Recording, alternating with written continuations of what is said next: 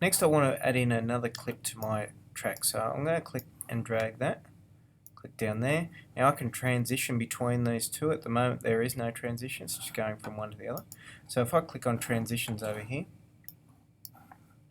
and click any one of these, drag it in between, and it will affect it in a variety of ways depending on which transition you pick.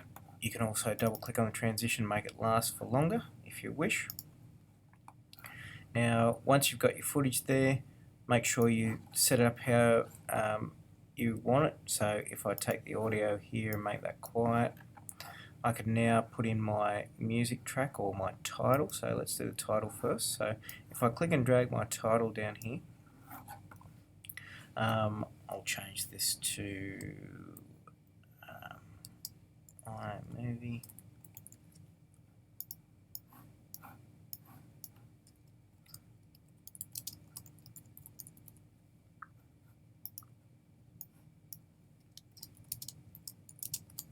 Okay, so now I can take any of those and I can change the sizes up here. I can change justification, I can change the boldness, the italics, the outline, any of those. Muck around with them however you like, whatever looks best for your project.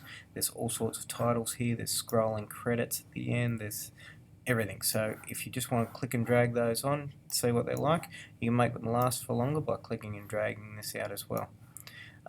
You can also put in your song, so we need to go into GarageBand first and export our song. So here's our song I've already created, and I'm just going to go share, export song to disk, and I'm going to call that something, test track maybe.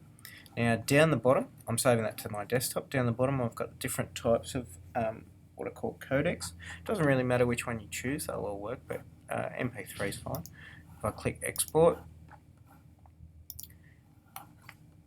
I've just replaced that, and so now in my iMovie I go to import, go to my desktop, and I save that as test track. So you go import the song.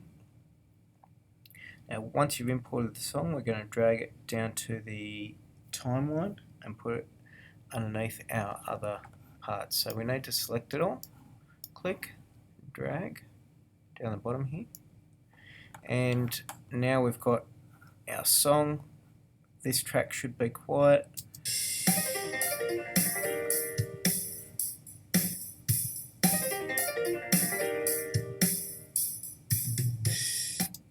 Okay, so there's my song. It's all working at the moment. That's great. iMovie can do some other effects if you put two tracks on top of each other. So let's select that middle bit now and put that. We'll put it over here. And so as soon as you put two tracks on top of each other, you get these other settings available. And so if we could do picture in picture, and what that means is you're getting another picture on top of the other one. So you're getting one footage on top of the other. You can do side by side as well. So you can have two pictures like so. You can also do green or blue screen. So if you have, we've got some green in this image here. So that's actually taking some of it out because of the tree at the back there. So that would work perfectly if you filmed your stuff on a green screen. You're allowed to do that. We can also do a cutaway as well, so it'll go from one to the other.